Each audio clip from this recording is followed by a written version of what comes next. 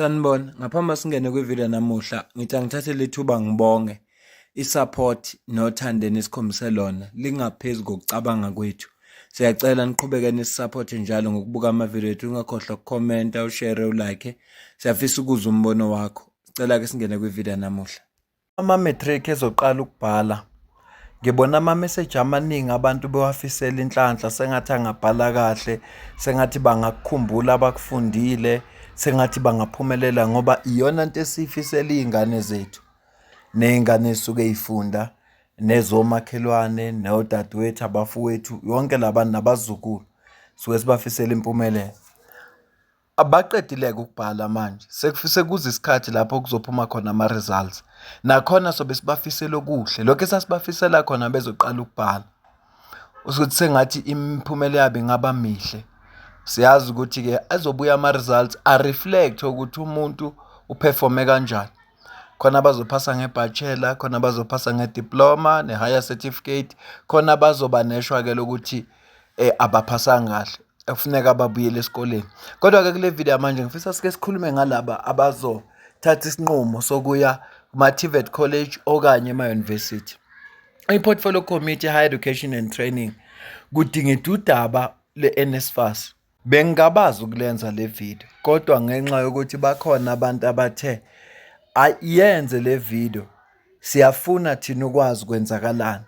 Ngiyazi ke ukuthi kulezi insuku zanamhlanje abantu bafocus kakhulu kumatlala, kodwa zikhona ezinye izinto futhi lena njengale ithinta ikusasa lezwe lethu, ithinta iSouth Africa ngoba uma ukhuluma ngemfundo ukhuluma ngekusasa lesizwe nentuthuko yamakhaya ngoba akhona amakhaya namhlanje amahle ngenxa yezingane zaya esikoleni, zafunda, zabuya zaguqula isimo emakhaya. Uma kukhulunywa nge-NSFAS kunabantu namhlanje abangama-graduate nengibaziyo mina personal ababengenalutho emakubo futhi ababengeke baze ba-afford ukukhokha ngoba ama-fees ayadura ema-university. Engabe yenza wona umsebenzi ngoba manje i-NSFAS seyifana nokuthi ine-middleman of a middleman and a middleman. So bazochaza bona ngoba khona nominister ubuti manamela ngale nje ukukudlela isikhathi ngicela uzwe la. No, there's no need. It's fine. 15 is still okay. It's already sure. a little, okay. Let's start here. Thank you, Chairperson, and thank you to all colleagues for the presentations that have been made. I first want to deal with the calendar that was submitted by NSFAS. So there's an inconsistency that I observed that I don't think is going to assist us. So first of all, you say the final day for submitting appeals is the 14th of January. 2026.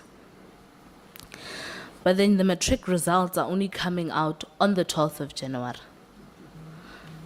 So you have 2 days between matriculants, now first-year students, getting their results.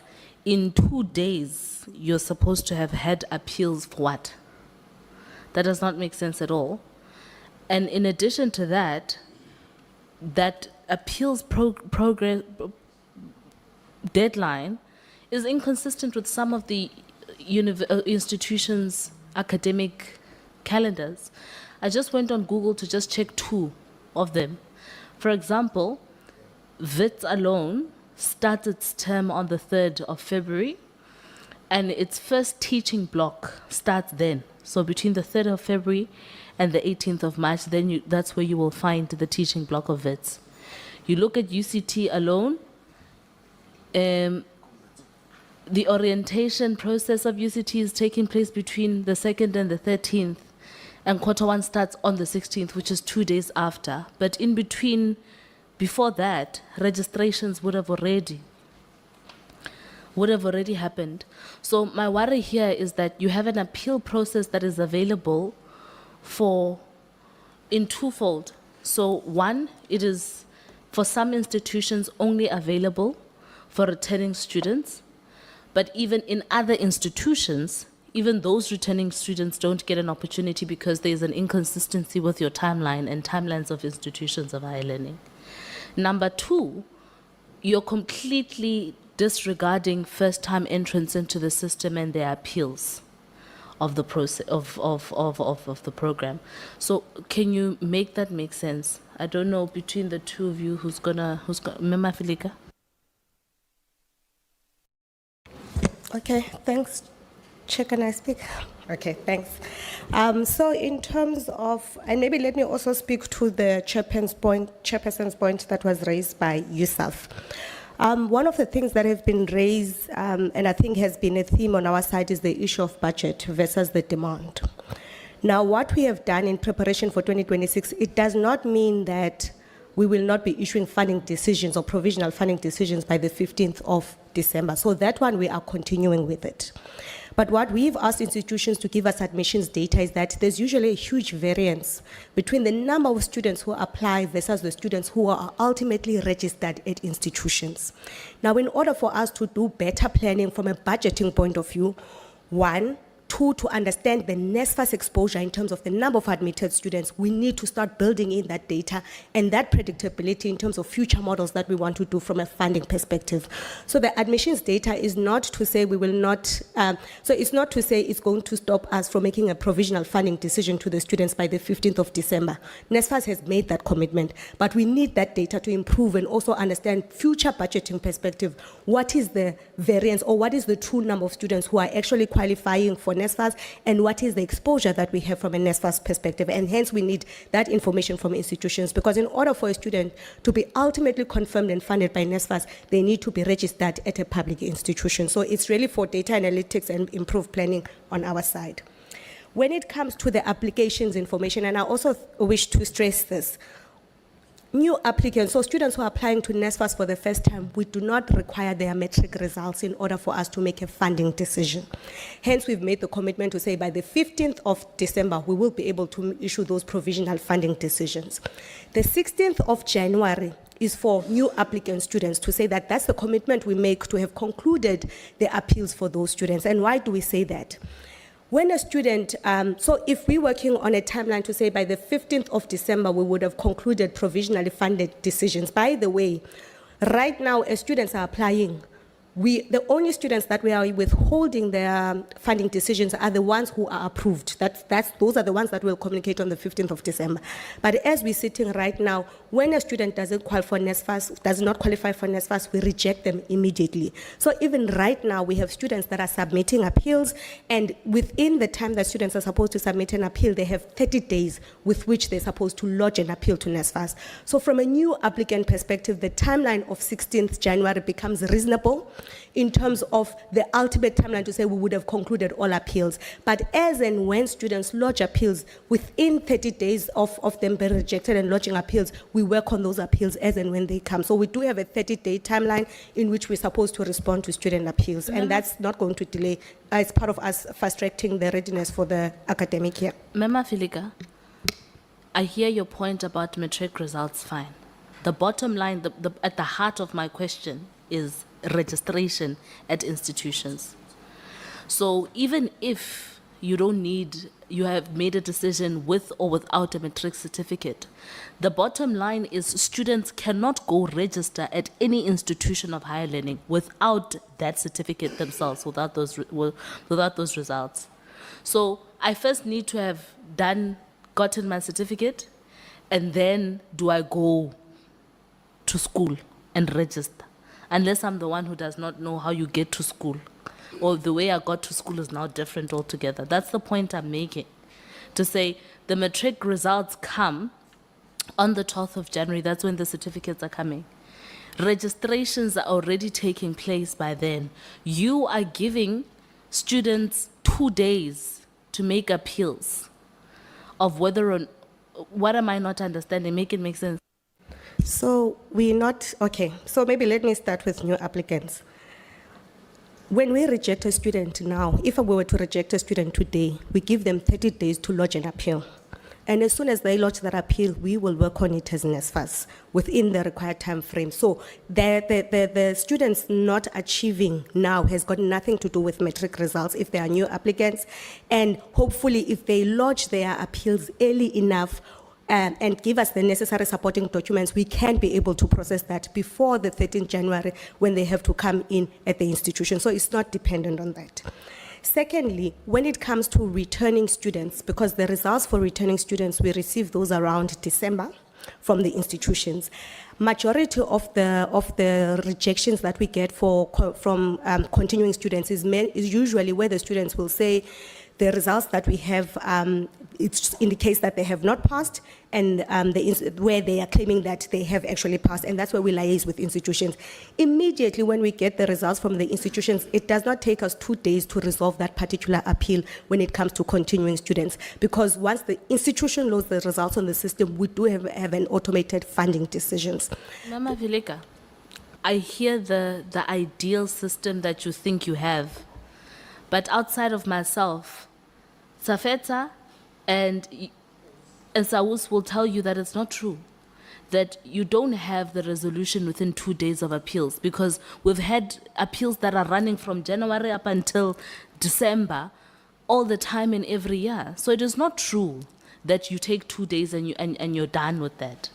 Pack the matric certificates, focus on the academic calendars of each and every institution and how your deadline hampers that. Because even if for returning students you have results now, you'll find cases of students who come January, February, they go register at institutions, and they are either financially excluded because there is a cap of accommodation that was missed, or there is something that was not paid in the previous academic year, or what, or number two, there's an academic exclusion that still needs to be negotiated. Your time does not take into account all of those variables. That's the point I'm making to you. And I understand your heart to say you want to defend, to say you have capacity to resolve things in 2 days. It's a lie. You don't. Because if you did have that capacity, Mama Filika, then we wouldn't be having conversations about academic appeals every month, all day, every day. So my request is this. You have already now done this timetable and you thought about it. I want that there, Manzin, my request is, it cannot be that you have academic institutions starting their teaching 2 days after or 3 days after your appeal process has closed, and you see nothing wrong with that room. There's something that is problematic, because there's no time. And even you're giving yourself between the 14th and the 16th to communicate responses. That's an efficiency that you don't have the capacity. NSFAS does not have that. They've shown us that they don't know how to do that every year. So I want to implore you to go back and to rethink about how you're going to accommodate that, without running into the risk of what we've seen this year and many other years, where there's a flexibility all year, every year, without closure. So that's just my submission on that. Let me, the COO, I don't think she's explaining this thing properly. I think what she meant was their application closed on the 15th of November. They've given themselves 1 month to communicate funding decisions, preliminary funding decisions, until 15 December. So the last person who would receive a decision will be on the 15th of December. And then they have until the 15th or 16th of January to appeal. So the appeal is not from the 12th or 2 days before, only closes 2 days. And these are for first-time entering students. Those who will be coming from a university, there's a different process for them. This is what I think she's trying to say. We would have communicated from the 15th of December that you are not funded because your application lacks an ID number of this father or ID number or whatever the case may be. Then they are given the whole month. In fact, the ideal situation, which is the point where I agree with you fully, is that if these documents that are missing are submitted on the 20th of December, when are you going to then finalize the appeal? Because this is where I think Honorable Kakao says, we know that your appeals take the whole year. And that's where you must also try and assure us, between yourself and the CIO, of processes you have put in place to make sure that you have improved from a both operational point of view and from an information technology point of view, because we've always been told when you go there's an operation, why are you not dealing with appeals? They say, no, it's ICT. ICT, why are you not? So I hope I captured what you should have said firstly to Honorable Kakao, but also she has a serious concern about your responses to, what do you call this, to appeals. Maybe if you can just post your time, yeah, but maybe if you can, I'll give you.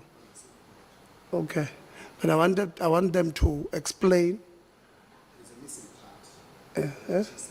Okay. Yes. Chair, there's a missing part that Honorable Kakao said on and around the academic calendar, the start of the academic calendar versus the period in which the appeals are lodged. The 2 days, she means you can't access academic work if you are not registered, because if you're waiting for an appeal, the likelihood is that you have not registered. So that is, I think, where the concern is, if I captured it correctly. You can't access, you don't have a student account to access. So that's the concern, to say if ever within the 2 days that appeal is lodged, the academic calendar starts, already the student is disadvantaged because of that. I think what you're saying, Chair, makes sense, but the concern is in and around the start of the academic calendar, which varies across institutions. That's, I think, the part that is missing. Yeah, but the appeal starts on the 15th of December. That's not 2 days before or 2 days after No, the... I think, let me try it this way, Chair, to make sense. I completely captured Mema Filika's logic, yours included.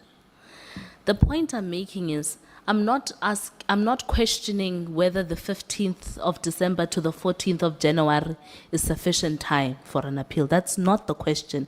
30 days in between Christmas, is fine. The point I'm making is, even when you have processed, even if you process an appeal by the 3rd of January, the point I'm making is, registration appeals are still found on the ground outside of your land together with the portals. Students go to universities, VITS, for example, UCT, for example, their orientation starts on the 2nd to the 13th of February. When orientation is happening, registration is already mooring itself. You are closing appeals 2 days before the start of the academic year when registration is concluded. So there's no room for synergy between appeals and the start of the academic year. Let's move on to VITS, for example. VITS teaching block starts on the 3rd of February. When I come the 16th of February, which is the last day you have to communicate appeal outcomes. I don't know which English to use, but the point I'm making is, your calendar on its own makes sense. Your calendar, alongside the reality of the academic calendars of the institutions you depend on to action, does not make sense. So my question then is the worry around, when you did your calendar, did you sit and get all the calendars of the universities and agree to move forward and have this consideration? Number 2, tvet, it's Ntate Manzini. You're only going to decide this month what the dates of what those calendars are going to be. Yet this is already fixed. And we already know that those always start later. So the logic is there's no, it's not make sure. Thanks, Chair, if I may. So the 16th of January date is not the closure of appeals. It's the target date that NSFAS has set itself based on the new application. So for all students who are new, so we have not put in a date for continuing students to the point that you are talking about, Honorable Member, that, so the 16th of January is our target date. The 14th of January is our target date to have concluded all new student applications, all new applicants. We don't have a date for continuing students because institutions give us results at different points in time. But what we are making a commitment is that at the point we reject you as a continuing student, let's say maybe for results or whatever, you have 30 days as that student in which you are supposed to lodge an appeal to NSFAS. I want to pause. I get which language to use, or maybe today I don't know how to speak English. I hear you, Mema Filik. So you would have by the 14th of January given the deadline for new coming students to submit their appeals.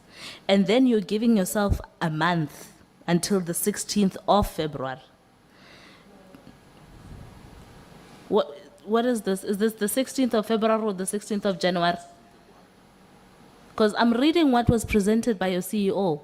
According to your CEO's thing here, where is it? Where, I don't know which slide it is. Please indulge me, Chairperson. Because, no, it's current 15 minutes, because this is important. Because if we don't resolve this small thing, you're going to have a problem where these people are going to be and then because we did not resolve. The point, hold on, come back. If you're saying the 14th of January, 16th of January I saw on the slide is wrong, what is right? So maybe let me put it this way. No? Right now we have students who have appealed, right? And those students that have appealed, NSFAS has 30 days in which to resolve their issue. So those students, because they've already lodged their appeals, might not even have to wait for the 16th of January for us to communicate their funding decisions. But what we are saying is that target of the 14th of January as NSFAS is that because we know and we've put in and we've set ourselves a date to say that by the 15th of December, we want to have concluded all funding decisions, meaning everyone would have known their outcome. By that time, it takes us this long for us to be able at least to say with the new applicants, we would have concluded all students in terms of responding to their appeals, all new applicant students. Was CEO, maybe you'll help. The 14th or the 16th of February on the slides, it's for what? Let's Or take is a it the step back. 14th or the 16th of January? So if you can maybe clarify that. Yeah, let's perhaps take a step back, Chair, and say a first-time entering student can only appeal to NSFAS on a decline based on financial eligibility, right? So even now, as we are making funding decisions, we're not waiting for the 15th of December. A student can see that they've been declined and they can appeal now. By the way, NSFAS is not going to take till 16th January next year to finalize the appeal. If we know the outcome of the appeal, we will communicate it to the student immediately here. Yeah? So that's first-time entering students, which is meant to align with the institution calendars, which means a student registering, most likely in the first week of February, should know the outcome of their appeal status here, yeah? Particularly a first-time entering student. Now, if you have a continuing student appeals based on academic progression criteria, not meeting the N+1 rule, not meeting the minimum pass criteria for their course here. That is dependent on us receiving results from the institution, which means it may go over the registration period. However, that student is in the university system, so is likely to be already registered for the university. What the appeal needs to confirm is whether they are funded by NSFAS or whether they are not funded by NSFAS. Can you go to slide 28 and flight it? Slide 28 of the 70 slides. Your timetable here correctly says your the cutoff for the application was the 15th of November. And then institutions cut off to receive admissions lists by the 30th of November. And then NSFAS funding decision cut off by the 15th of December. So you would have done communicating with the first year cohort. I hear you. Then you go to the 14th of January to say, this is the final day to appeal and submit documents. And then you move on to say, between that, a month later, on the 16th of February, NSFAS will communicate appeal funding decisions. What am I missing?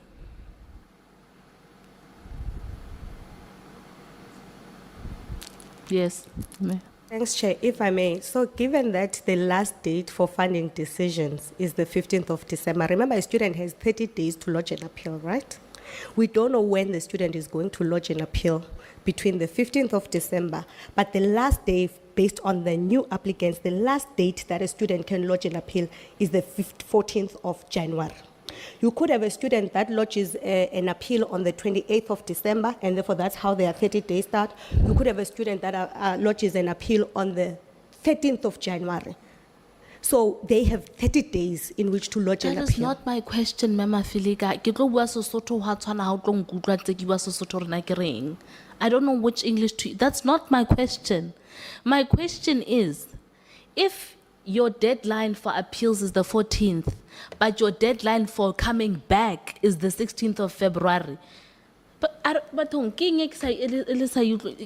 it does not make sense. And I'm saying this because I know I'm a very pedantic person, borderline. So what I'm trying to understand is, if you can do everything and move the date closer, but if by the time you have set yourself to say, this is the time at which we would have communicated, and the time at which you would have communicated happens after the registration of some institutions, what am I not understanding? So, am I dumb vandag? Through you, Like- Chair, I fully understand where you're coming from, Honorable Kakao. What you are saying is that NSFAS's planning is not integrating with university planning.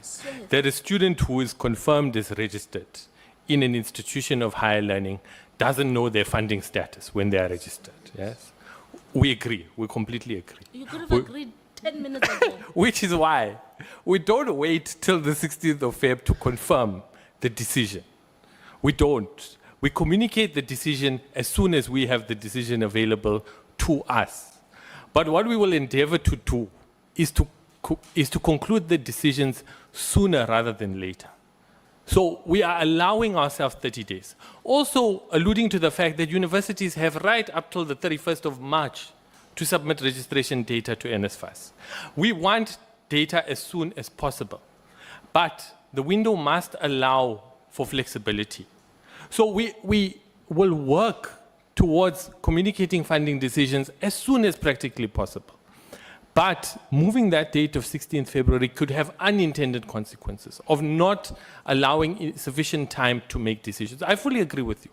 A student may be registered and confirmed. Your Mema Filika says you have sufficient time to make decisions. That's why 30 minutes, 30 days is sufficient. That's what she said. We do. And So we then will. if you do, why do you need that time? We have to allow for some flexibility. We have to allow for some flexibility in the system here. Okay, let's move on first, because we're not agreeing. Because you're agreeing, but you don't want to rest at just that alignment does not make sense. That's- You you said see- you haven't set time for the deadlines for returning students. Why? Before we move to that one, on this one, to solve this problem in future, so you just move everything a month this way. So you NSFAS communicate appeals funding decision moves from the 15th of February to the 14th of January. So your closing will probably have to go to 15 October. So then we open registration in August instead of September. Then you still have the sufficient time that you need, which is a month. But then you are able to finalize everything, because this one has got absolutely nothing to do with a student at a university. So this decision we can take, appeals finalized, on the 14th of January, the latest next year. So that should be the solution. And yes, Honorable Khakha. I hear you, Chair, but my worry is there is no flexibility here to fix it now. That by the time everybody goes to Christmas and chores are sorted, we have fixed this. You know what my worry is? My worry is with your administration. You know very well within your administration what the culture of deadlines is. The minute you put that deadline there, your people who you are failing to convince to go decentralize are the same people who are going to tell you, but we still have time. Through you, let me make a commitment that we will go back and see whether we can reduce that time to 31 January. In any event, it is our mandate to conclude decisions as fast as practically possible. So if it's possible that it's done 31 Jan before university registration kicks off, by all means we'll do that. We're here to solve problems. Thank you. That way you don't have a student from Botshabelo ngwana Modimo who wants to go register but does not registration in Mufitile UFS. You know very well how the culture at UFS, it's very tricky and very odd. They're gonna get there, but because the appeal is not concluded, the child is going to now lose out on opportunities because first come, first serve. That's what I'm trying to fix here. Thank you. Now let's deal with the returning students. Why have you not set a timeline for returning students on when you're going to conclude their appeals? Because then the same conversations I'm having about first-time entrants is a perpetual problem that we have annually. So the returning students, because we receive the results, we can come up with a timeline and calculate the 30 days. The difficulty was the fact that the results comes at different points in time from the institutions, because we need the results. The students, continuing students is based on the results, whether or not students have progressed or not. And after that, we give them 30 days to lodge an appeal. So we can work it out, but it's going to be different dates. No. I agree you said it's easier to work with returning students because by this year, universities are supposed to, I agree the exam fela no. And then it means by January, institutions are supposed to know who passed, who did not pass, who's writing a supplementary exam, who's not. I get. And so I don't understand the difficulty. Unless you are saying to me that, Manzin, that the DDG responsible for universities, Nawe Manzini as the TVET's DDG, as well as who's the people of Universities Council, USAF, that they have not lobbied everybody to ensure that we all meet each other, because then that's what needs to be tested, or what exactly is the problem. Because you can't say you don't have a timetable because you can't rely on institutions to give you information. You are supposed to say to institutions, this is by when we expect you to give us information so that students don't get left behind. Yeah, maybe let's give, I think Dr. Sokuka is on the line to speak on behalf of department. But the easiest thing, COO, would be, this is not the first meeting you are having with the department ministry, and I'm assuming Saus, Yusuf. You could have said to Yusuf, ask all your universities, when is the last day of releasing of results? The last day, right? They release, maybe the last one released on the 15th of December. So you do a calendar, say, latest 15 January. I would have done this thing. So that's what I think Honorable Khakha is asking, which for me, it's not too difficult. In the meetings we've had with USAF and the department, that information could have been made available to yourselves and then you put together. But I don't know, I'll give you, Dr. Sogligwa.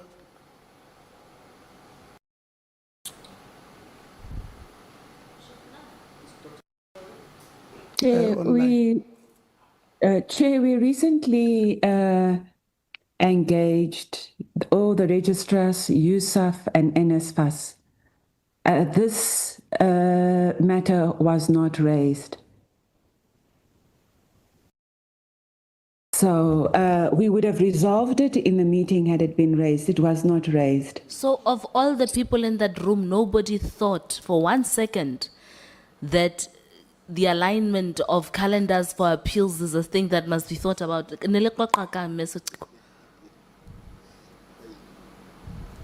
Like, there's no way you are having a chat about the state of readiness of 2026 together in a room and nobody is thinking about when you're submitting results and when you are appealing and when people are registering. What were you talking about? No, Chair. I'm saying the question you raised was not raised. Yes, we spoke about the sequence of events, or the sequence that NSFAS applies in this process. We certainly engaged about it in the meeting, but the question you raised was certainly not addressed. That is the point I'm making. And we are happy to engage with NSFAS to review the timetable so that we streamline the processes.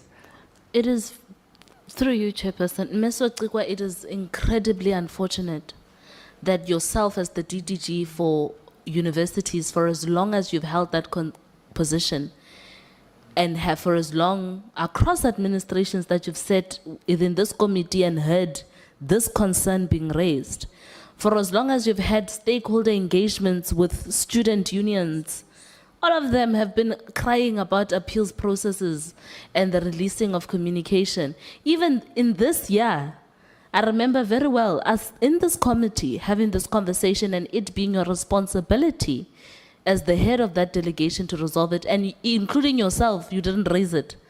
It's unfortunate for me because this is not like an Einstein thought that must exist. It's not an ultra smart thinking exercise. For me,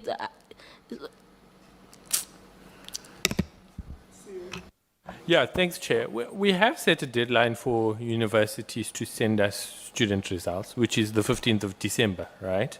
And then we've got to assess academic progression based on that. And then, of course, should a student be unhappy with the communication of the academic progression criteria, they then have the right to appeal. And again, we come back to that question of alignment as far as possible with the registration cycle. Again, your system has to allow for some degree of flexibility. For example, I already have a letter from the University of Fort Hare saying because of the issues they experienced earlier in the year, they are not in a position to submit on the 15th of December. They need until the 19th of December. That has a cascading effect down the line. And I'm sure as we get closer, I'll get more of those letters from institutions. And I think the relationship that we've tried to establish with institutions is a situation where the students don't suffer because of our institutional bureaucracies. Now, if you ask me seated here, if I'll grant Fort Hare until the 19th of December, I probably will, because if I don't, it's going to be the students that suffer as a result here. So we've got to have that flexibility in the system because, yes, we set deadlines. Yes, we will adhere and drive accountability around deadlines, but there will be instances where, for any of other reasons, we have challenges. I hear you. And Wabona, the last time you and I engaged, I said it takes a spin doctor to notice one. What I'm trying to do here is I don't want us to treat this engagement as like a tennis ball of defense. This engagement gives us an opportunity to really collaborate thoughts and deliver. Wabona, if Mema Filika didn't understand me for 10 minutes, I'd still have time. So the point I'm making here is this. There's nothing wrong with flexibility. The whole idea of planning, Manzini, is to factor in any and all possibilities. So it can't be that because you want flexibility that you don't have a plan. That can never fly. I have literally 7 other important issues around student accommodation, around payments that were paid that are missing for students who applied for the tvet who applied for NSFAS during the tvet cohort, and now they've only gotten allowances for 2 months instead of the period of their study. There are issues around the missing middle, the middle class. We haven't spoken about that. There's a whole lot, Chairperson, that I would like to talk about, but unfortunately the time you've given me, and I want to submit for the first time that today I did not waste my time. It was the answers that wasted my time. Okay, Honorable Msazan. No, thanks, Chair. Maybe quite quick, very quickly, just to first deal with the point, maybe just clarity, very straightforward, CEO or CEO, acting COO or COO, I'm not certain if you're acting or you are COO. The alignment, but maybe for yourselves, Yusuf CEO, the presentation you submitted, I did not see a registration cutoff dates of universities. Where did you not put them here? Because maybe it would have assisted us greatly if we knew how many universities have closed the registration before the 16th of February. Chair, the registration, it's the registration dates, not the cutoff dates. You're right. I'm speaking about close of registration. This is the point of debate No, now. we can submit that if you require that. Do you have it? Not with me, but we can collect it. Okay, because there's 2 points to the concern that was raised by Honorable Khaha, which is also my concern, to say there's what is called the cutoff date of registration, which now speaks to appeals. Then there's also the commencement of the academic year, which is what I was raising with the chair to say. For instance, here at for returning students at UKZN, it is written here that the commencement of the academic year is 6 January, unless maybe your presentation speaks to something else, because I know that in UKZN, they don't commence academic activities on 6 January, even for 2026. Maybe this is the opening of registration, but not commencement of academic year or academic calendar, which then your presentation will be giving us a serious problem in terms of what we are interrogating. So there are 2 dates, Chair. Yes, there's first time and One's for returning. returning students, and Yes. the other one for first time entering students. Yeah. And they include all programs. For instance, your medical students are likely Yes, to be but likely to be starting 6 on January. that date. Yeah, So but all other it's- causes, not that date. Yes. So we have not collected the closing dates, and the closing dates can be so useless in that when a course is full, that closing date doesn't matter anymore. Which closing date? Now you're confusing me. I'm CEO. saying,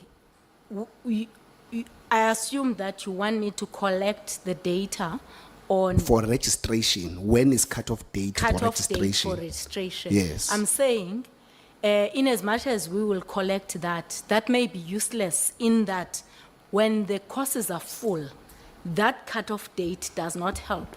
But agree, CEO, we're speaking about potential few number of students that would be affected by appeals. So this is not the whole cohort of students that are affected.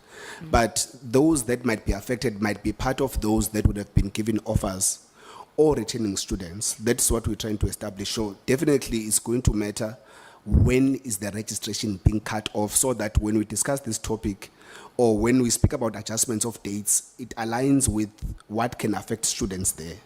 I'm trying to explain to you, Chair, Honorable Member. Okay, CEO, that let us when- park when this it's point. full, it's full for both returning students Yeah, and we're new not understanding students. each other, CEO. Let's park this point. I think Now, what today the we have, CEO is saying, Honorable Mseza, is that she will get us the dates from institution that says for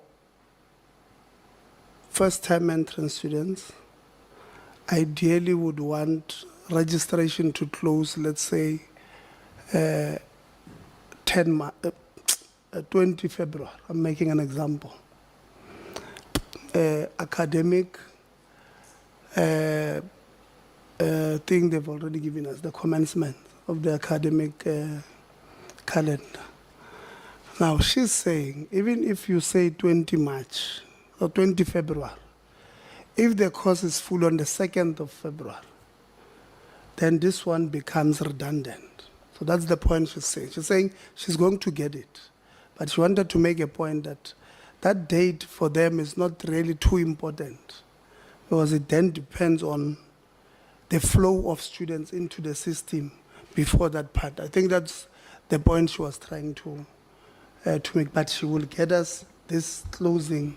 And wherever you are coming from is that you want to criticize NSFAS and say, NSFAS, why would we have 16 February when university is closed registration on 10 February.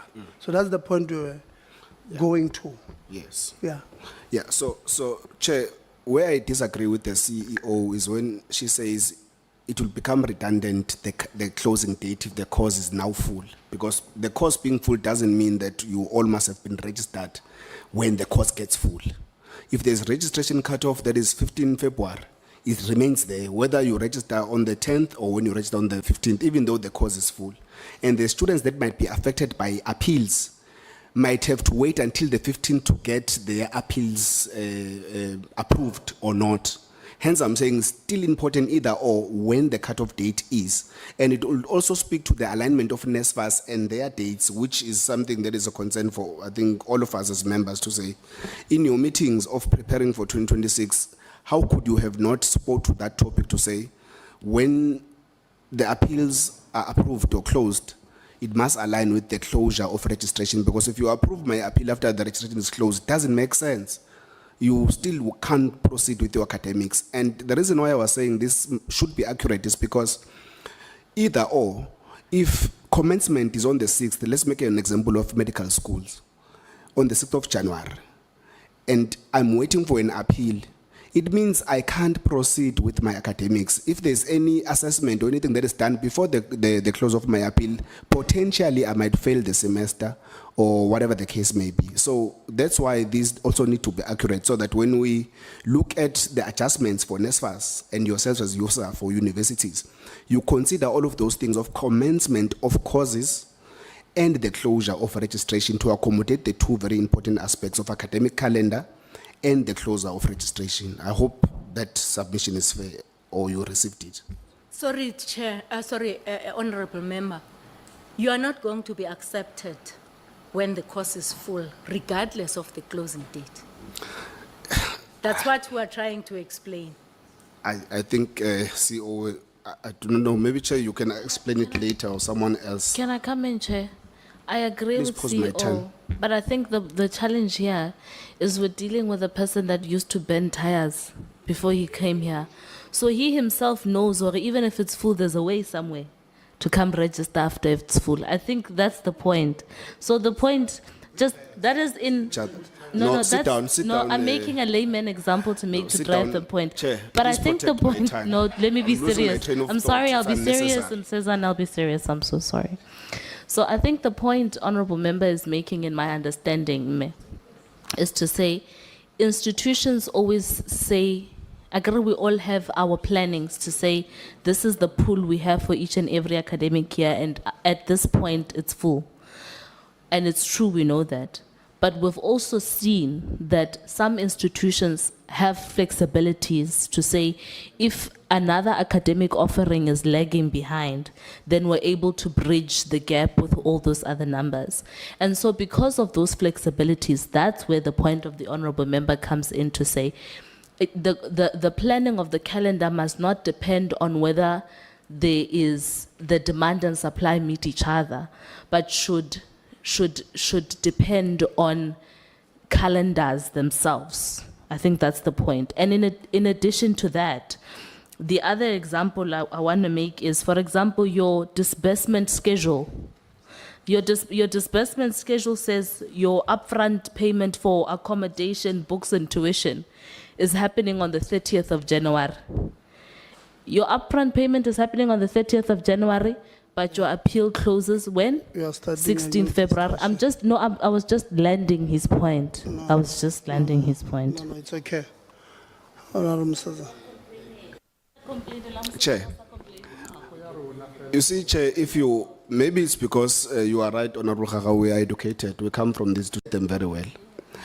Chair, you can be given an offer, you accept the offer, but you don't register because there's a cutoff date for various reasons, which one of them might be an appeal that you are waiting for.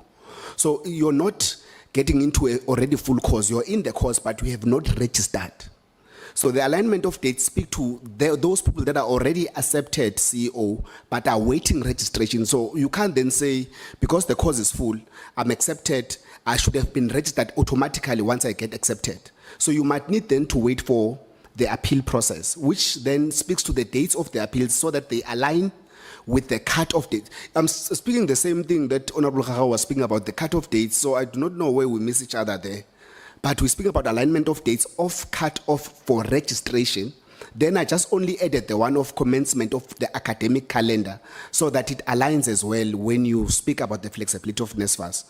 Maybe just process that small English in the meantime, but it's what I mean, not everything else that is being articulated. No, what I think where you are missing each other, she's saying, and I think when I opened, I made this point that this University X has got 100 programs.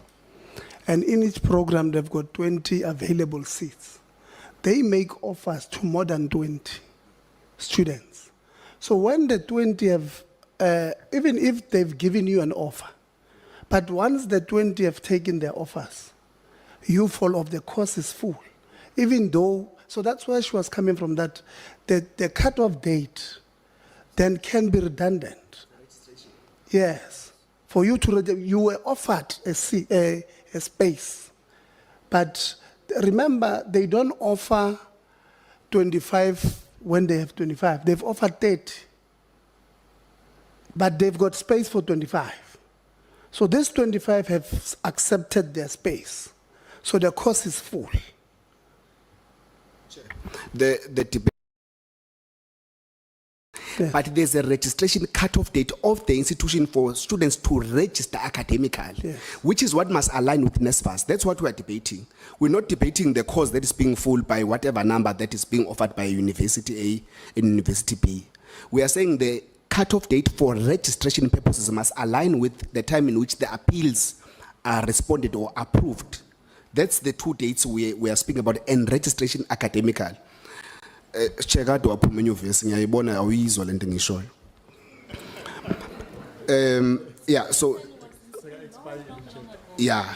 So let me move from that point. I would want to suppose that we're aligning with the fact that the dates must align as far as.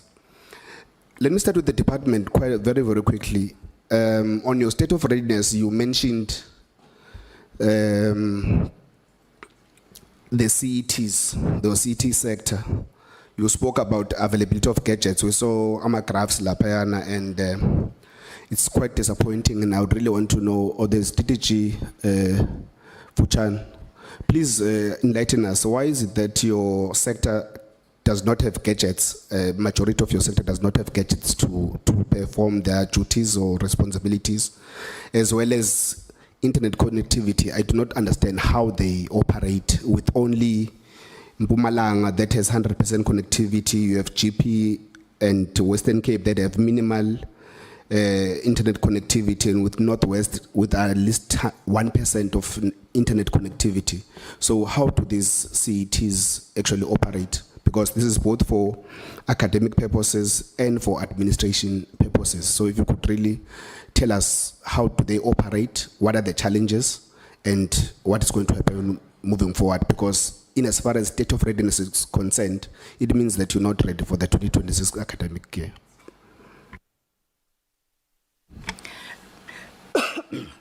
Good afternoon again, Honourable Chair, Honourable Members. Indeed, Honourable Msazana, the issue of the tools of trade is a major concern. And the reason for that is historic. That when these centres migrated from provincial education departments to the Department of Higher Education and Training, that is how they migrated without those tools of trade. 96% of them still continue to operate from schools. We are unable to assist them wholly at this stage just because of the budget constraints. However, I must indicate that that total number includes both the main centers and the satellite centers. How we've circumvented this challenge to make sure at least operations are not crippled is to make sure that the main centers, we have 200 main centers across the country, that the main centers, there is no main centers that does not have at least one laptop and also a router. But it's not the type of internet connection that you'd want from an institution of education and training. But it is sufficient enough to do basic and minimal administration. What we are doing further is that we have support from a number of sitters in terms of providing ICT labs. Excuse me, DDG, you said there's not a single center that does not have a minimum of one laptop, one router. Main center, not... Yes. Yes. So, but your presentation doesn't say that. It only identifies 4 in 4 provinces. So it means that your presentation is misleading then. Apologies for that, Honorable Msezana. We will update that accordingly because all your main centers will at least have a laptop and some form of connectivity. DDG, we're going to have a problem. You know, you can't give us a presentation as the portfolio committee and then say apologies, it was a minor error. This is 4 provinces that only indicates that they have internet connectivity, and that is what I'm interrogating and concerned about. And obviously you would have deposited into this presentation, so I do not really understand or even accept the fact that you can just say casually apologies will rectify.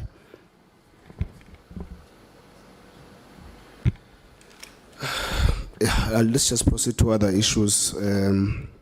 NSFAS,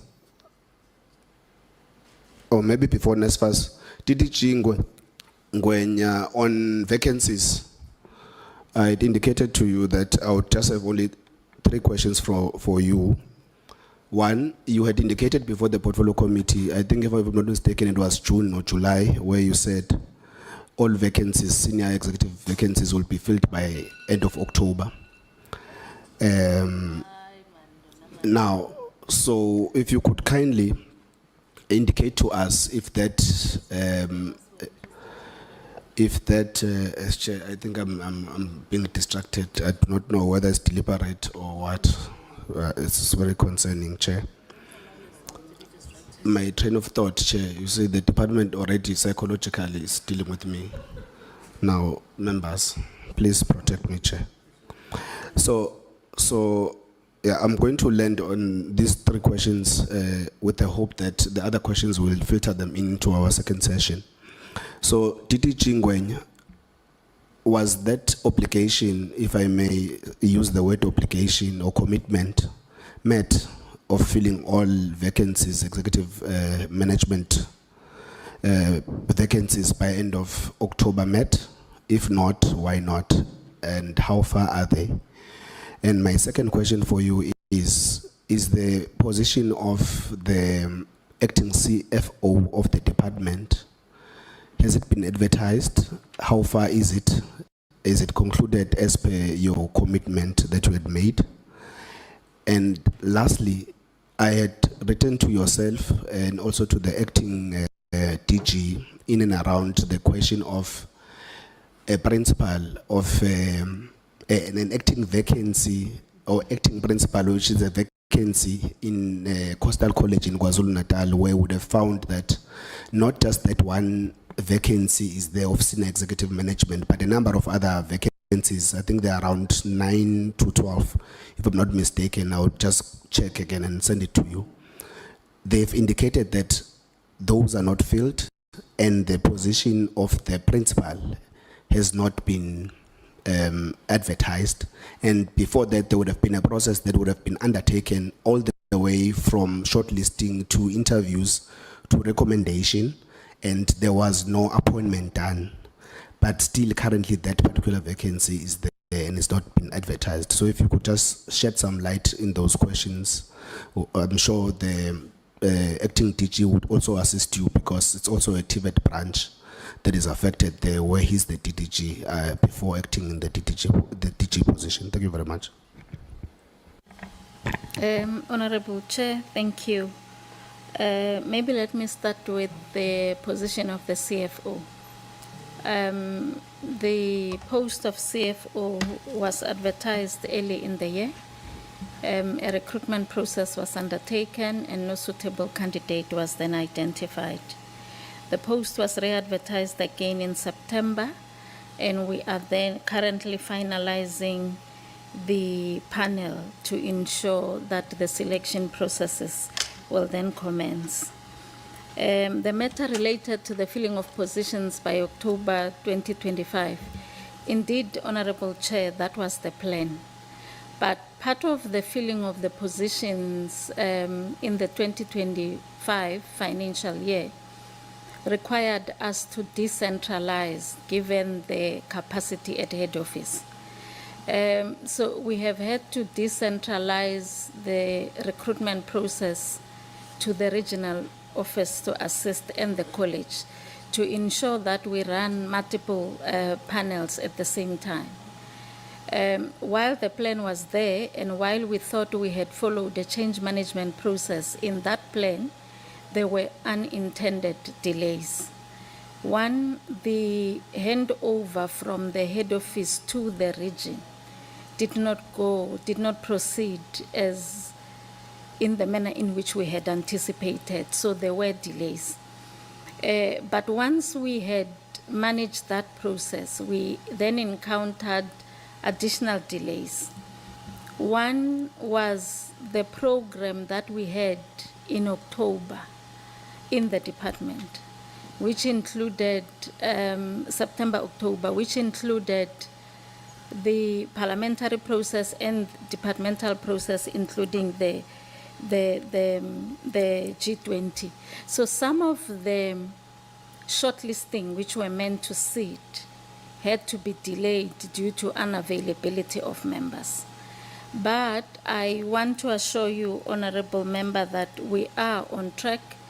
We are currently finalizing. Oh, the third aspect is we had to beef up the number of panels to ensure that when one or two are not available, the shortlisting can still proceed. So we had to redo the approval of the panel. But I wish to assure you, Honorable Chair, that we are on track with all the recruitment processes, and we should conclude appointment before the start of the 2026 academic year. On the matter related to Coastal College, Honorable Chair, indeed it took time to access the information. But what has happened was the recruitment process unfolded, a recommendation indeed was made, which was not approved and has since returned. I have not had the opportunity to discuss the file with either the DG or the current acting DG in terms of the way forward in the advertisement. But between the acting DG and I, we've agreed that whatever needs to be done, we will finalize it this Friday. So we just need to conclude the discussion, and depending on the outcome of our discussion, if it is going for advert, it will then be it will be submitted to DPSA this week to ensure that we are publishing the advert in the following week, along with 2 or 3 adverts that we need to correct. Thank you, Honorable Chair. Yeah, I think you've answered the wrong question first. I think the question was all senior senior posts. That was the question. And the senior post will not have been decentralized to regions. Maybe just clarify. You are saying the request was not approved. Just if you can just clarify that part, then I'm going to Honorable Ngubane. I think there's no need for you to answer. She has answered all of them. I apologize, Honorable Chair. I focused more on principles because they directly affect the academic year, the 2026 academic year. Indeed, we had advertised a number of senior positions, and all of them are in the process, ranging from the selection. Some of them are at a point where recommended candidates are going for competency assessment. But indeed, we did not conclude them as initially promised. The second one, indeed, Honorable Chair, the recommendation of the panel was not approved by the delegated authority. Thank you. Did you communicate to the college?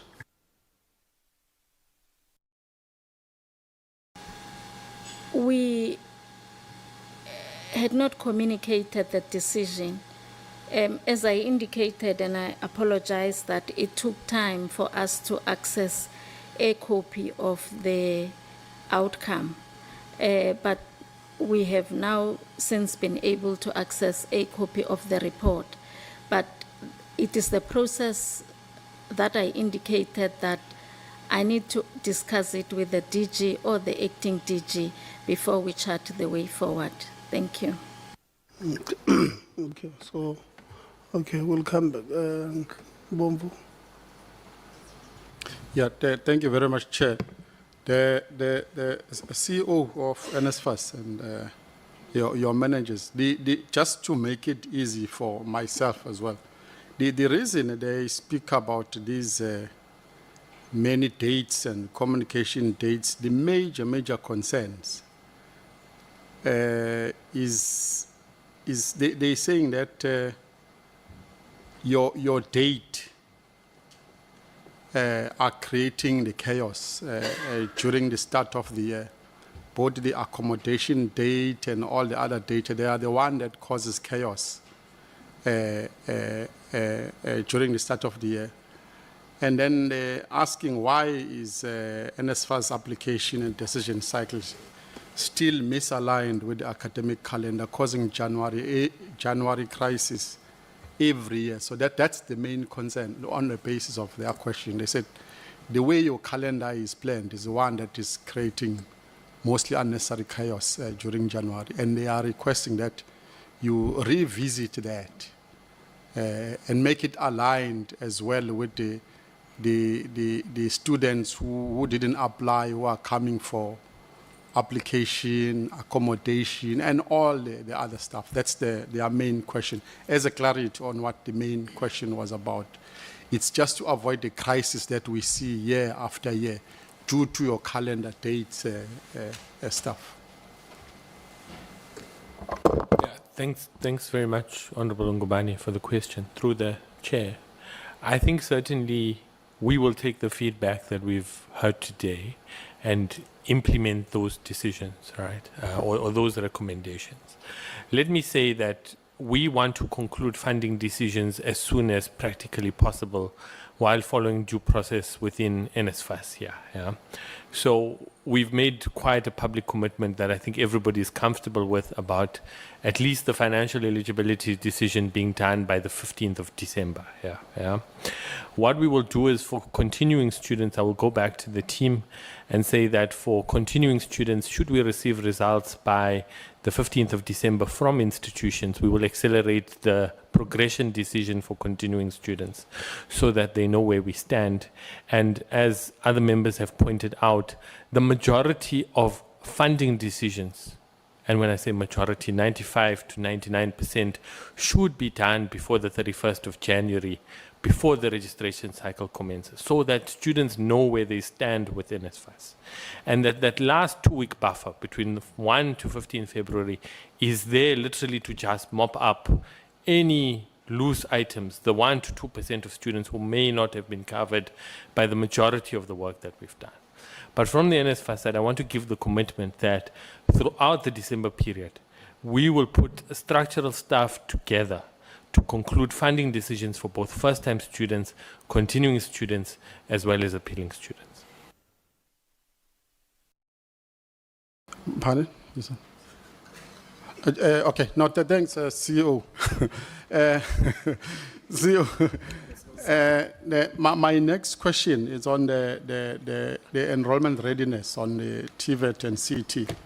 You have a number of the projected tvet enrollment of 526,978 for tvet and 147,163,000 enrollments for CET. And these numbers are growing. What infrastructure and resource upgrades are planned to accommodate this growth? You're saying that's on slide 10, 11, and 17 to the T8. How will the department address the lack of internet connectivity and outdated gadgets in CET College, which hinder the blended learning? DDG, there is a growth in these institutions, and then how will your department then try to accommodate that? And we spoke about as well outside about that subinet challenges, which I've asked Chair the other day, Chair, that we need to call that subinet because it's not doing justice to the tvet colleges' network. It's always down and there are challenges and all those stuff. So somehow we need to call them as well to come in account so that we know what they are doing. TDG. No, thank you very much, Honorable Nkubane.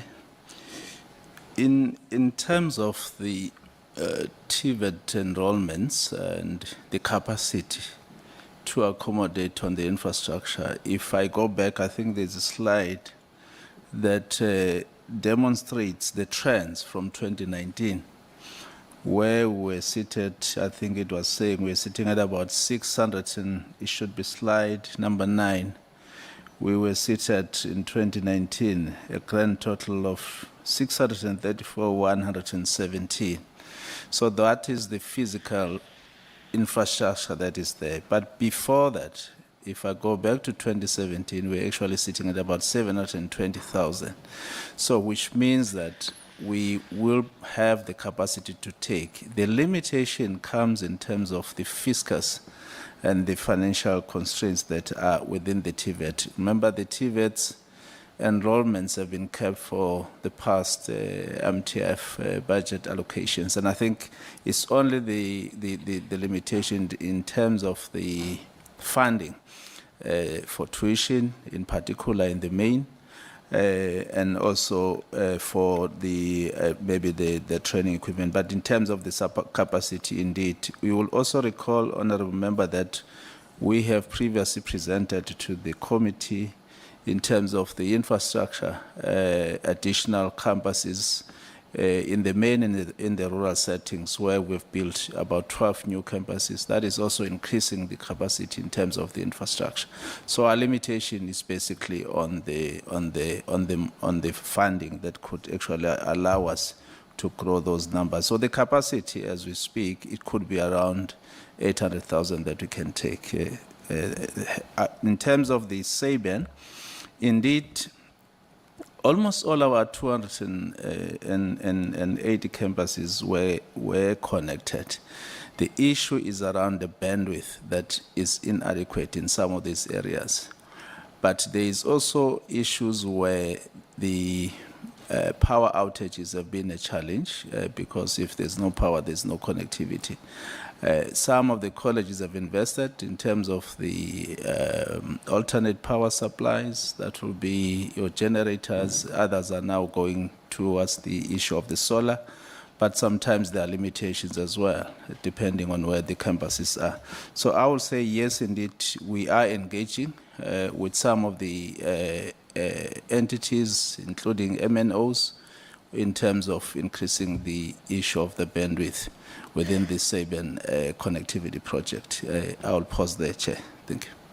Okay, thanks. And then the other question is the security in the institutions of higher learning. I think it's one of the planning that we need to do. Most of, even us, parents and everyone, we tired of seeing the killing of our kids during January when there is a strike or there is any confusion. Is there a way to have a policy, probably where we will say even the security data that will be manning, looking after these institutions, where we'll have a general policy, minister and the DG, where we just saying there are no ammunitions allowed in the campuses for the safety of our students. Because I still don't see the need for a student when they are rioting to lose the life of a student because there were SEPs inside using guns or even the security inside. So is there a way we can make it generally a policy from the department to all these institutions, universities, CET and TVET, that inside the premises of the institution, we don't allow ammunitions.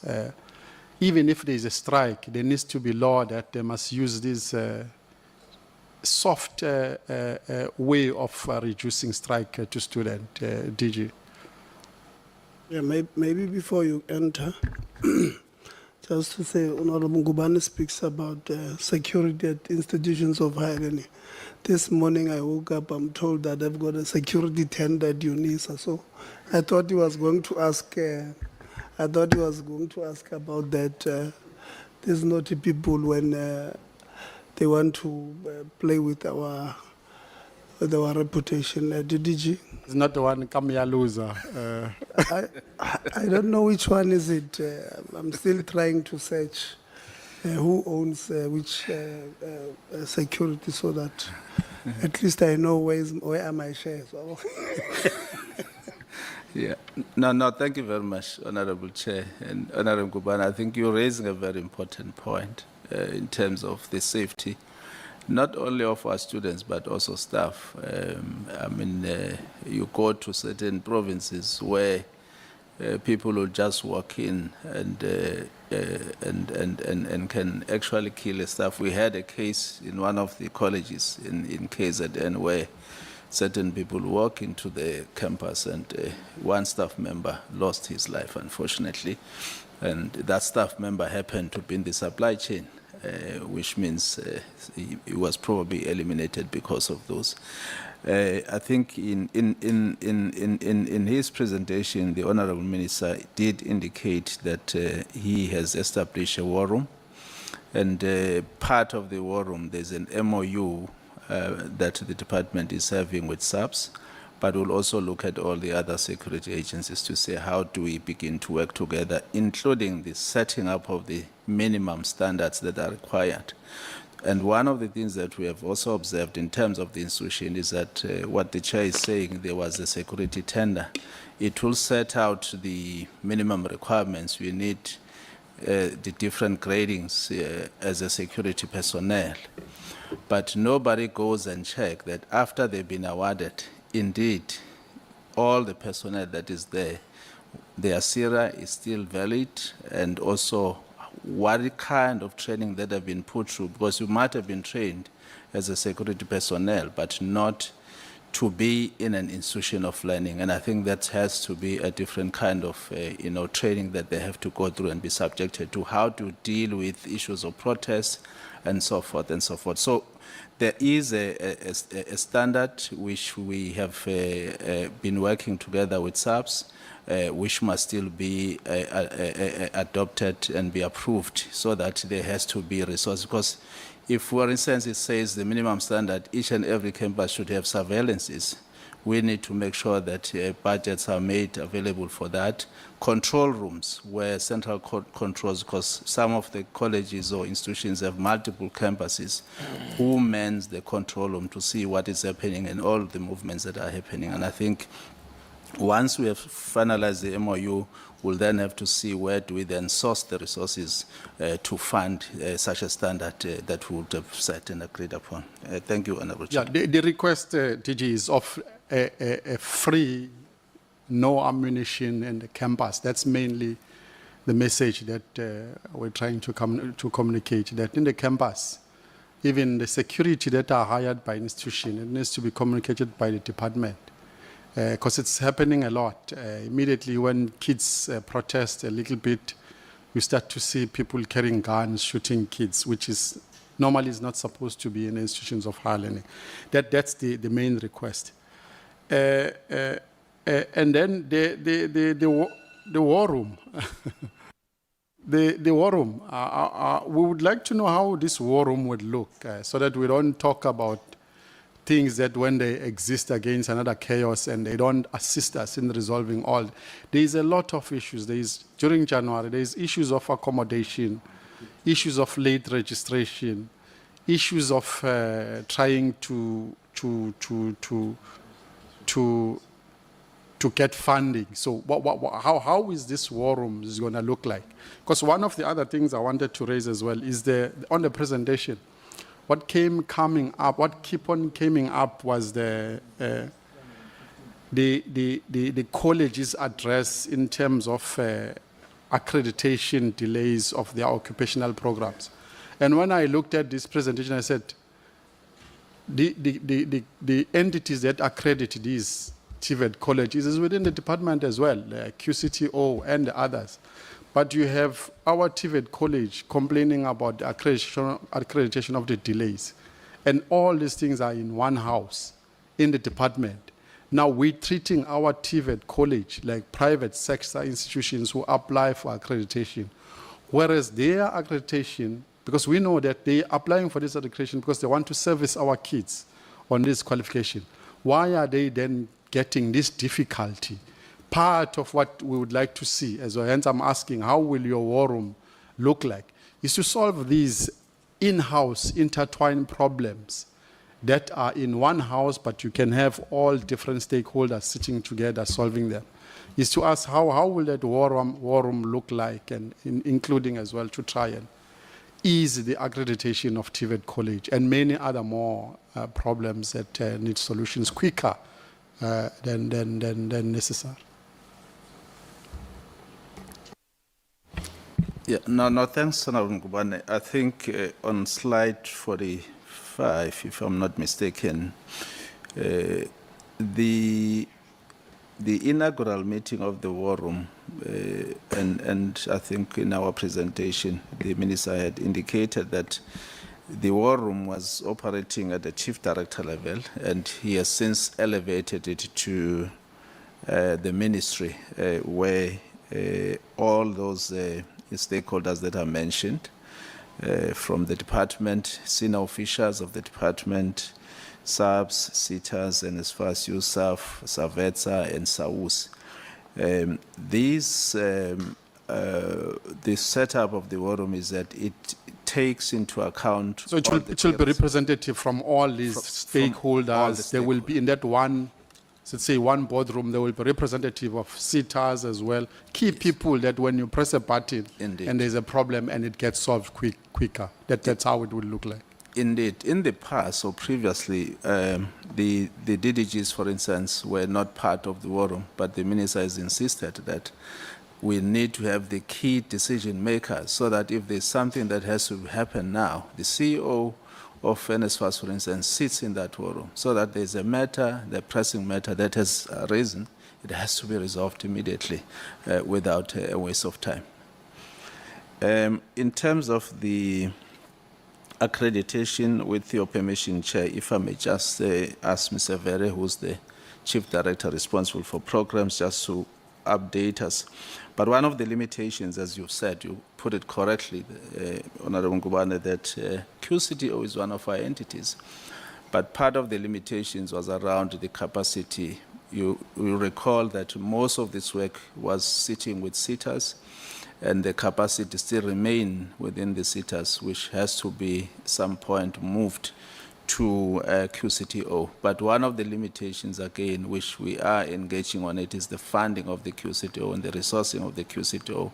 As it stands right now, I think it's still not adequate for it to cover all the aspects that we need to be able to do. There's a big shift.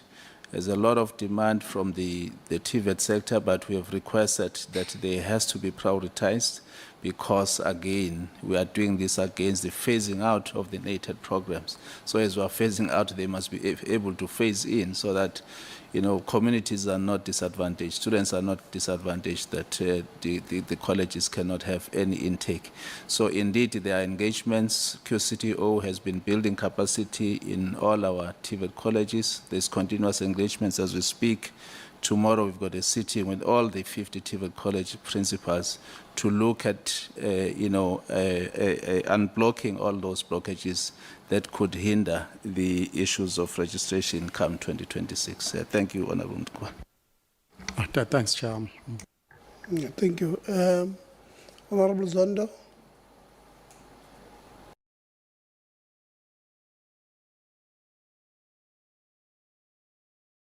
Okay. Honorable Lonzi. No, thanks. Thank you, Chair. I don't think I'm going to be long. We'll start with NSFAS.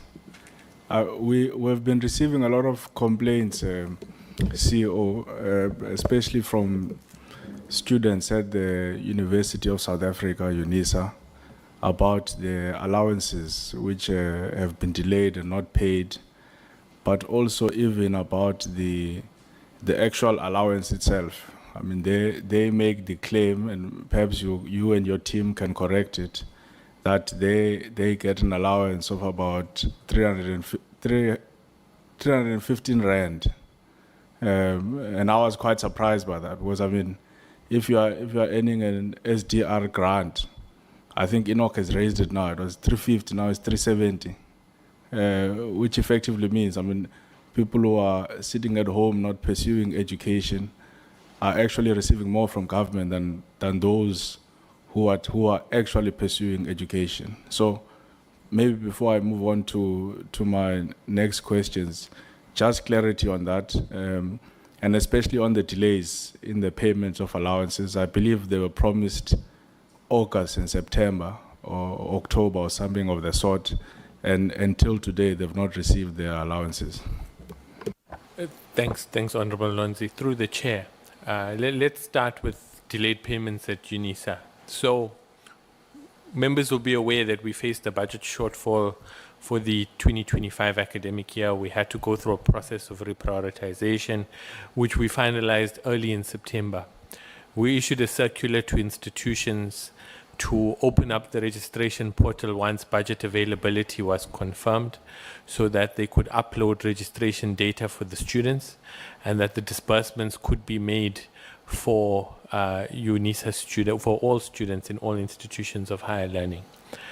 When we did that, we became aware of an issue where UNISA had missed the upload of about 40,000 second semester students for uploading onto the registration portal. So I think we'd allowed 3 days for institutions to upload students' data. UNISA unfortunately did not honor that deadline. I became aware of the issue on social media. It was actually the minister who posted, and I saw a flood of UNISA students complaining about their allowances. We reached out to the institution to say, what is the challenge here? They explained the issue of the Reg portal. We opened the Reg portal for a third time for UNISA so they could upload those students' data.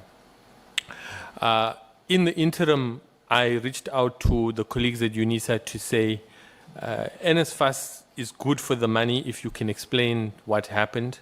So please, if you've got the cash flow ability, fund those students, pay their allowances so that their matter can be resolved, also so that the complaints are reduced, and NSFAS will disperse as part of its final disbursements for 2025 to the institution. I have tried as much as possible, and at the start of my tenure I met with all VCs, CFOs of institutions to say, the blame game doesn't help anybody. It's the students who suffer at the end of the day. If there are any institutions which are experiencing problems, for example, I saw Usu was here last week, and they said NSFAS defunded 1,500 students that they had to fund out of their COVID. I don't know. No one told me, And I'll say this in the presence of the USAF CEO, is to say, if institutions have challenges, they need to reach out to NSFAS. We want to run an adaptable, flexible system that understands the different contexts that institutions operate in. We don't want to be a hard organization that says, because ultimately it's the students who pay the price. And institutions need to reach out to us when they have challenges. Our door is open to assist them in resolving those issues. When it comes to the benefits offered to UNISA students. So UNISA students as distance learning students do not receive or did not receive any personal care allowances, meal allowances, because the understanding is that they live at home. They would receive a book allowance, which covers the cost of their textbooks or their learning device. I think a few years ago, as part of the student lobby, there was a view that UNISA students, although they may be living at home, have costs that they need to incur. They may need to travel to campus now and then. They may need to pay for the costs of data that's associated with distance learning. In that case, it was granted that UNISA students would receive the personal care allowance, which is 3,000 Rand a year, or now with the adjustment, with the extra 4%, equates to about, as you correctly indicate, 315 Rand a month.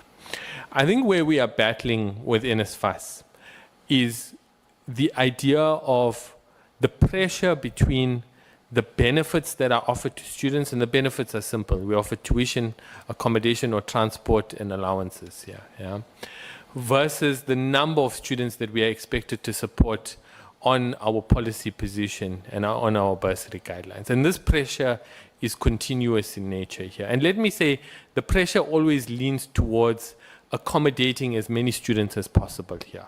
So every academically and financially eligible student should be accommodated. But the trade-off to that is that the suite of benefits that we offer, we heard it in the accommodation capping, that the accommodation sector is not happy that we cap the accommodation, that they're unable to run this. But this pressure will continue to exist between the number of students that you can accommodate and the suite of benefits that you can offer here. And that is why we're doing work around the sustainable funding framework, is to say, how do you make higher education sustainable in nature, that every deserving student is able to be accommodated within the system. Thanks very much.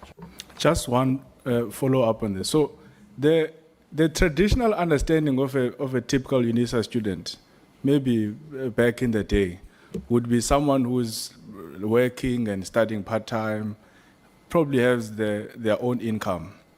But because of the problems of access to higher education in South Africa, we are now starting to see people actually going to UNISA as a university of first choice, as opposed to someone who would have been long established in their professional careers, you know, and they're just going to UNISA from time to time. And some of these students are actually studying degrees that require them to even go to campus almost every day, not something that they would typically do online. Now, my last follow-up on the point, what is the difference between a student who is studying, say, for example, at UJ, but stays at home and is funded by NSFAS, and I believe gets some traveling allowance and many other allowances from NSFAS, and a UNISA student who is also expected to go to campus on Monday, on Tuesday, on Wednesday, and on Thursday. And it's not your traditional UNISA student in the ideal sense of someone who's working. It's someone who has actually chosen UNISA as a university of first choice. Yeah, through the chair. I'm sure you'll agree, Honorable Lonzi, that if you were to go to Sunnyside today, you'll find UNISA students from Limpopo, Eastern Cape, all residing there who attend the University of South Africa. So it's not a distance learning university, because many students are residing close to campus.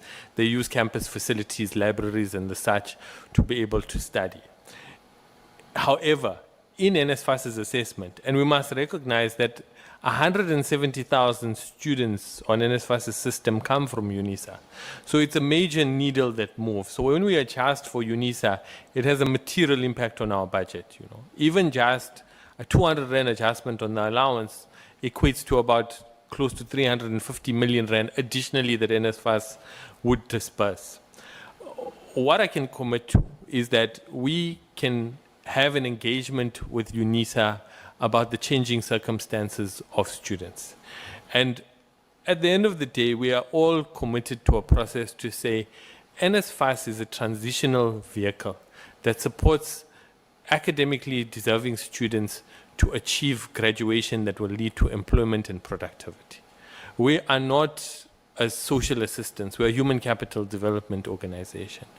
And we can have a discussion with UNISA to say, does the NSFAS model still fit what is the UNISA model?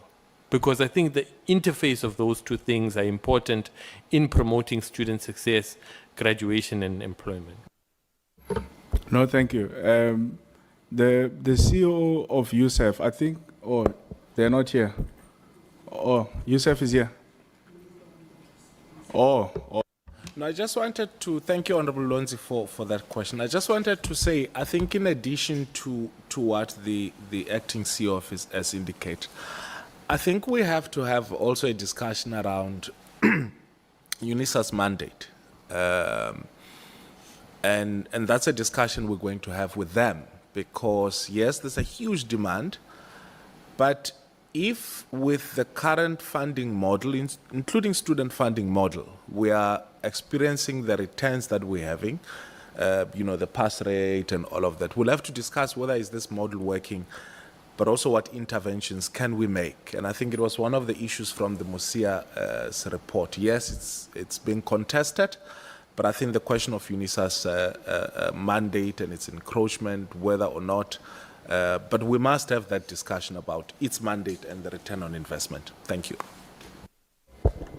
No, thank you very much, Minister. I think we will need a special session on UNISA so that we can, like I said, I think we can all agree that a traditional student of UNISA 10, 20 years ago is not the same as the one of today, simply because of the problem that I was going to raise with the USEF, where you have got an odd 336,000 bachelor passes in Matric.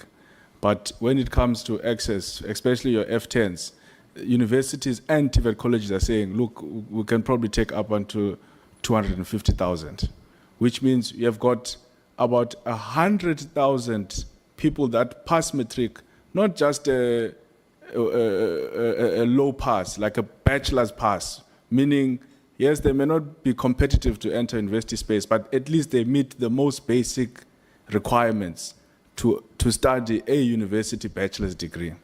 And 100,000 of them are not there. So it's a discussion we will have. Since USEF is not here, I'll just come back to NSFAS with my last question.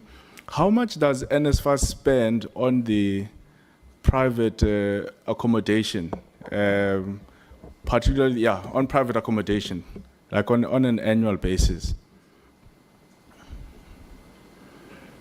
You give me 1 second. I just want to get I've got the figure with me.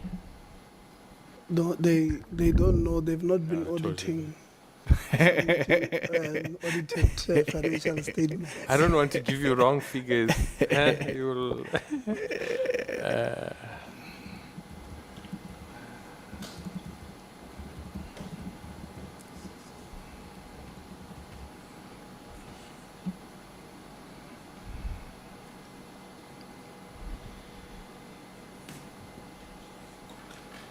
no, it's in my report.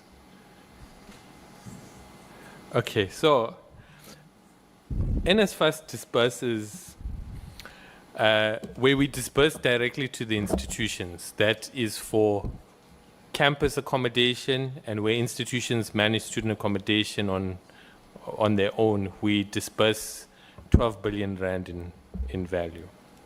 Where NSFAS manages private accommodation, we disperse 4.5 billion rand.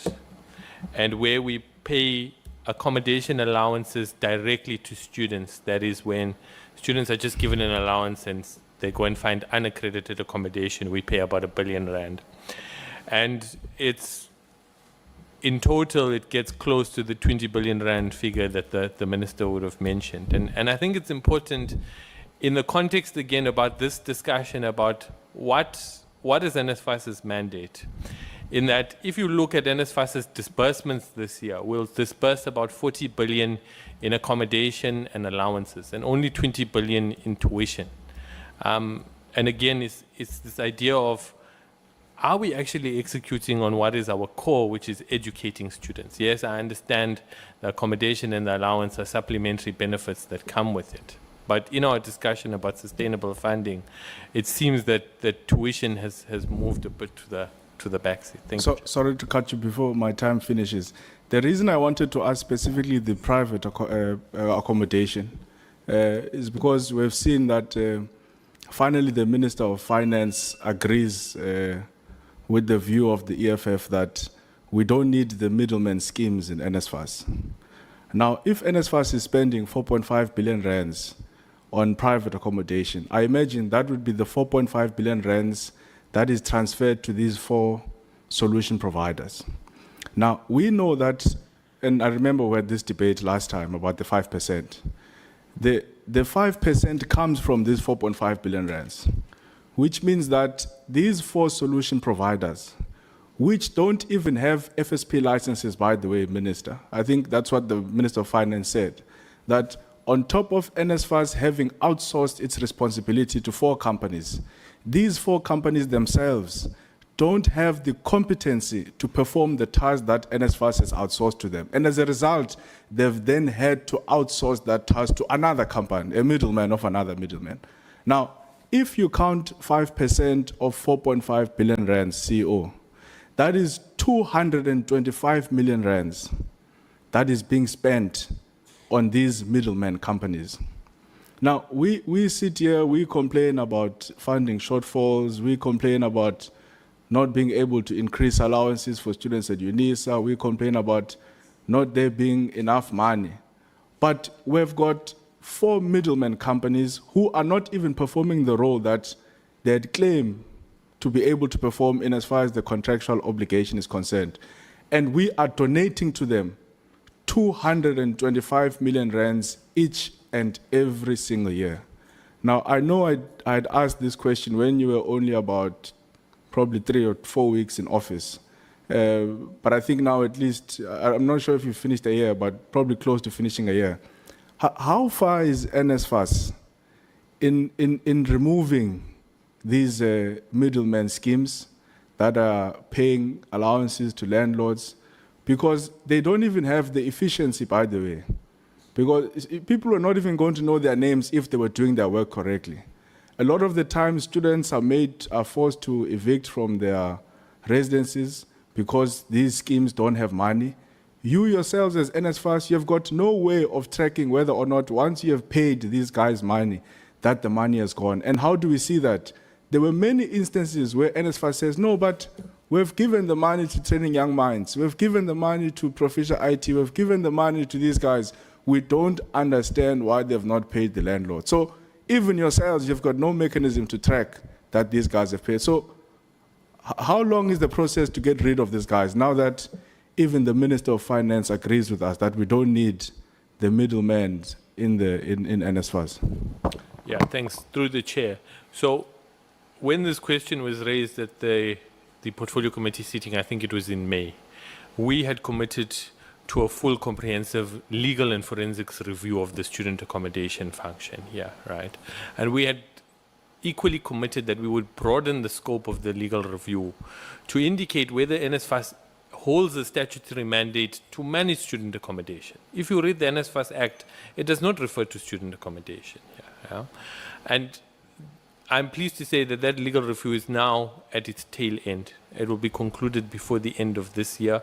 It will be processed through the NSFAS, the Department of Higher Education and Training, and we intend to act on the recommendations of that legal review here. Equally, the student accommodation is subject to a forensics review. The legal firm, as they did with the direct payment partners, is working with the special investigating unit, and where people would have colluded, or whether they would have been undue benefit as it derived from these contracts, then there must be recovery of state funds here, right? And we know that the SIU has helped NSFAS recover close to 2 billion rand of misappropriated funds over the last few years. And we intend to continue to support that process and recover, not only on this contract, but on a number of contracts, recover undue benefits that may have been granted as a result of it.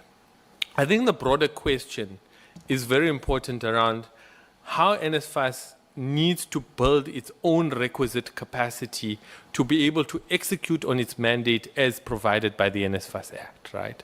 And I think collectively we agree within DHET, within the NSFAS board and management, that NSFAS must build its own capacity to manage and execute on its functions, right?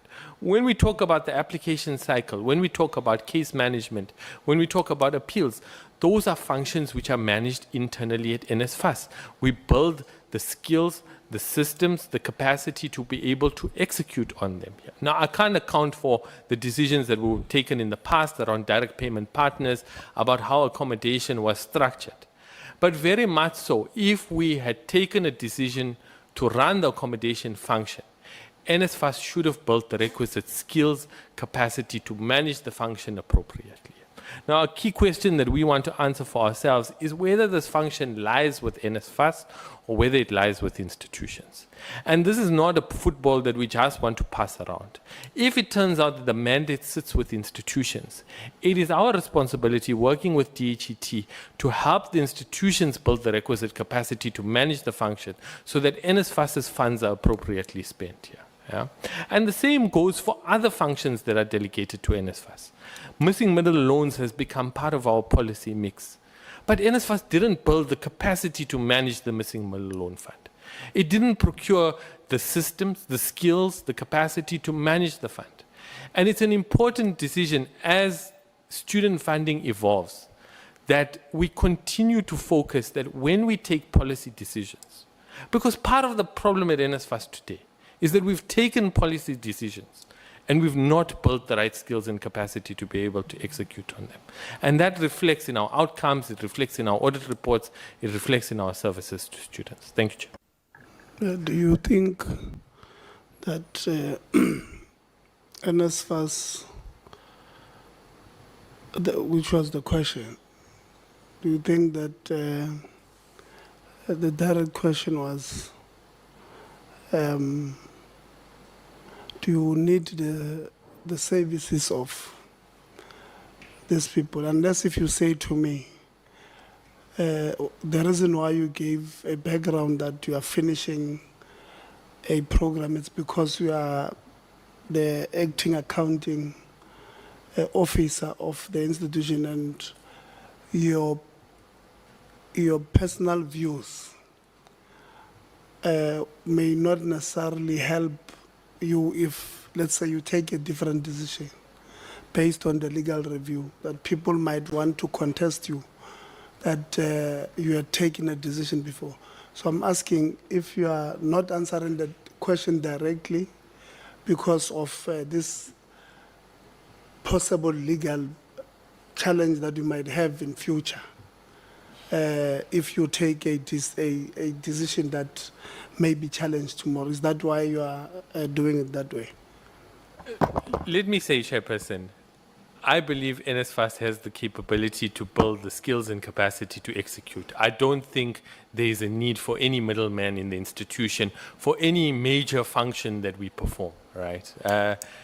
Minor functions you can decide, but generally we are on the side of insourcing. We've even taken decisions at lower levels to insource things like cleaning, security.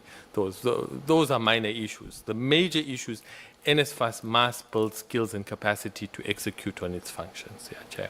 We do not support outsourced middleman scenarios. Okay, Honorable Khabo. Sorry.